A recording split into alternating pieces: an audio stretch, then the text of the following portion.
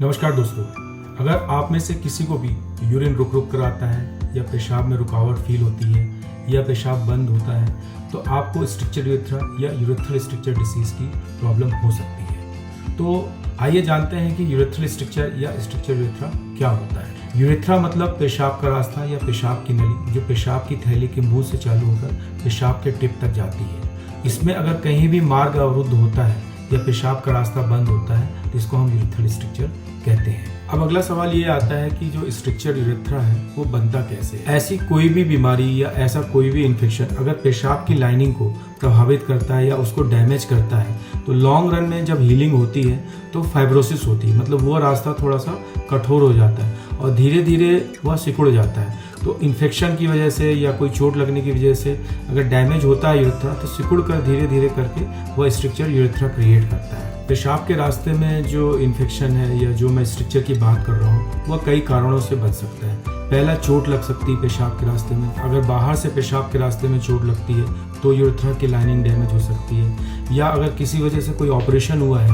पेशाब के रास्ते नली डाली गई है, उसकी वजह से कई बार इन्फेक्शन वगैरह होकर स्ट्रक्चर बन सकता है।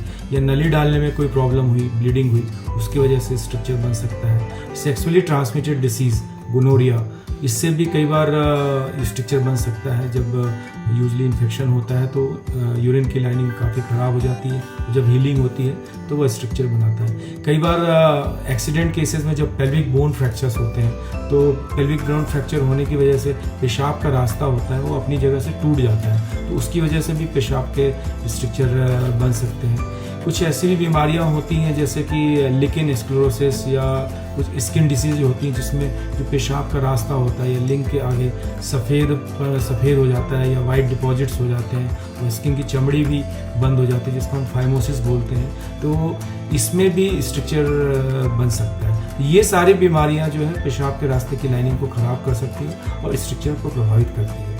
अब अगला सवाल ये है कि इसके सिम्टम्स क्या क्या होते हैं। जैसा मैंने पहले बताया कि इसमें पेशाब हो सकता है रुक रुक के हो सकता है काफ़ी दिनों से या काफ़ी सालों से आपको प्रॉब्लम हो कि पेशाब धीरे धीरे आता हो, या हो सकता है आपको ऐसा लगता हो कि पेशाब बंद हो जाएगी, यूरिन बार बार आता हो, दिन भर में 15 से 20 बार जाते हो, या रात में बार बार नींद खुलती हो, तो ये सब स्ट्रक्चर की प्रॉब्लम हो सकती है। हालांकि कुछ ऐसी और भी बीमारियां होती हैं जिनमें पेशाब में रुकावट फील हो सकती है, जैसे कि 50 साल से ऊपर एज वाले पेशेंट में प्रोस्टेट की प्रॉब्लम हो सकती है जिसमें भी सेम टाइप की कंप्लेंट होती है जिसमें स्ट्रक्चर यूरेथ्रा में होती है। तो जब भी आप डॉक्टर के पास जाते हैं तो वह बाकी टेस्ट करके बाकी बीमारियों को भी रूल आउट करता है। कुछ न्यूरोलॉजिकल डिसीज़ होती हैं जैसे कि स्पाइनल कॉर्ड प्रॉब्लम है, अगर डायबिटीज़ लंबे समय के लिए तो पेशाब की थैली कमज़ोर हो सकती है। तो इसमें भी जो सिम्टम्स होते हैं स्ट्रक्चर यूरेथ्रा जैसे भी होती है। तो जब भी अगर इस टाइप के आपको सिम्टम्स हो रहे हैं तो आप डॉक्टर के पास जाएं, वो आपकी हिस्ट्री लेके एग्जामिनेशन करके कुछ टेस्ट करके ये पता कर सकता है कि आपको क्यों प्रॉब्लम है। आमतौर पर स्ट्रक्चर यूरेथ्रा के लिए जो टेस्ट किए जाते हैं उसमें सबसे पहला टेस्ट होता है यूरोफ्लोमेट्री। इसमें यूरोफ्लोमेट्री में आपको यूरिन होल्ड करके रखना होता है और मशीन में यूरिन पास करना होता है। एक फ्लास्क होता है उसमें यूरिन पास करने के लिए दिया जाता है, उससे आपका फ्लो चार्ट हो जाता है। अगर फ्लो काफ़ी कम है तो आपको स्ट्रक्चर यूरेथ्रा की प्रॉब्लम हो सकती है। और अगर डाउट हो रहा है हमें यूरेथ्रल स्ट्रक्चर का है तो एज ए यूरोलॉजिस्ट हम RGU टेस्ट एडवाइस करते हैं। RGU का फुल फॉर्म है रिट्रोग्रेड यूरेथ्रोग्राम। रिट्रोग्रेड यूरेथ्रोग्राम में पेशाब के रास्ते एक दवा डाल के एक्सरे किया जाता है जिसको कॉन्ट्रास्ट एक्सरे बोलते हैं। इससे पूरा जो पेशाब का रास्ता होता है उसकी मैपिंग हो जाती है। इस मैप से ये पता चलता है कि पेशाब के रास्ते में रुकावट कहाँ पे है, किस लोकेशन पे है और उस रुकावट की लंबाई कितनी है। अब बात करते हैं कि मान लो अगर स्ट्रक्चर आपका डायग्नोज हो गया तो उसका ट्रीटमेंट क्या है।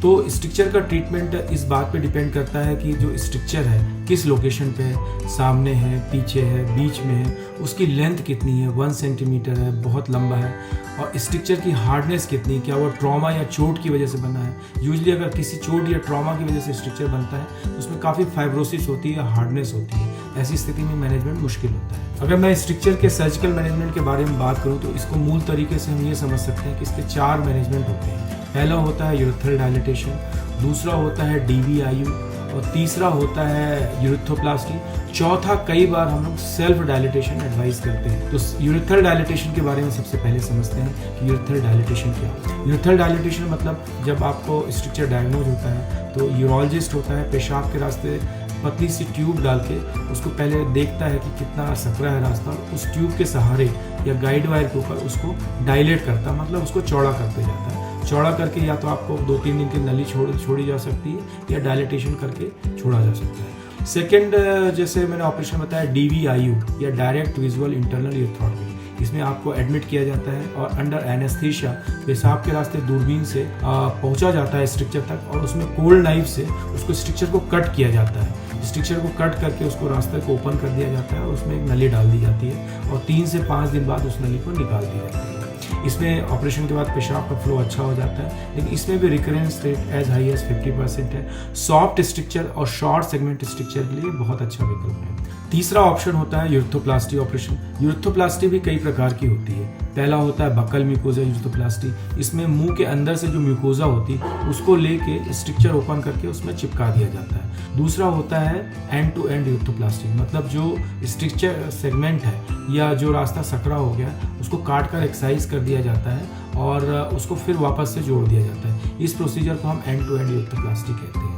ये कौन सी यूरेथ्रोप्लास्टी करना है, ये बात इस बात पर डिपेंड करता है कि आपका स्ट्रक्चर की लेंथ क्या है और किस वजह से बना है। यूजुअली अगर स्ट्रक्चर लेंथ शॉर्ट है या ट्रॉमेटिक स्ट्रक्चर है तो एंड टू एंड यूरेथ्रोप्लास्टी की सलाह दी जाती है, क्योंकि वह पार्ट एक्साइज करना होता है, क्योंकि फाइब्रोसिस में रिकरेंस के चांसेस काफ़ी ज़्यादा होते हैं। लेकिन अगर आपको लंबा सेगमेंट है स्ट्रक्चर का, या BXO या लिकेन स्क्लेरोसिस की वजह से या तो BXO या लिकेन स्क्लेरोसिस की वजह से आपके रास्ता खराब हुआ है, तो उसमें बकल म्यूकोजा यूरेथ्रोप्लास्टी की सलाह दी जाती है। इसमें मुंह से अंदर से म्यूकोजा निकाली जाती है और ऑपरेशन करके उसमें चिपका दिया जाता है, और पेशाब के रास्ते नली होती है जो 2 से 3 हफ्ते तक रखी जाती है। जो म्यूकोजा होती है उसकी हीलिंग यूजली 5-6 दिन में हो जाती है, पूरी म्यूकोजा आ जाती है। लेकिन ऐसे पेशेंट जो गुटखा खाते हैं, तंबाकू खाते हैं, उनमें यह ऑपरेशन मुश्किल होता है। लास्ट ऑप्शन जैसा मैंने बताया था कि सेल्फ डायलिटेशन। ऐसे पेशेंट जिसमें डायलिटेशन बहुत मुश्किल है मैनेज करना, ओल्ड एज है, सर्जिकली अनफिट है या ऑपरेशन नहीं कराना चाहते, उनमें हम लोग CIC सिखा देते हैं, जिसको क्लीन इंटरमिटेंट कैथेटराइजेशन कहते हैं। इसमें K90 कैथेटर आता है। उसमें पेशेंट अच्छे से हाथ साफ कर जेली से लुब्रिकेट करके खुद अपने हाथ से नली डाल के डेली या वीकली या हफ्ते में 2 बार रास्ते को खुला रखता है। काफ़ी लोगों ने मेरे से YouTube कमेंट में मांग की थी डॉक्टर साहब आप स्ट्रक्चर यूरेथ्रा पे वीडियो बनाएं। आशा करता हूँ कि इससे आपकी जानकारी बढ़ेगी और आप अपने स्वास्थ्य के प्रति और भी जागरूक होंगे।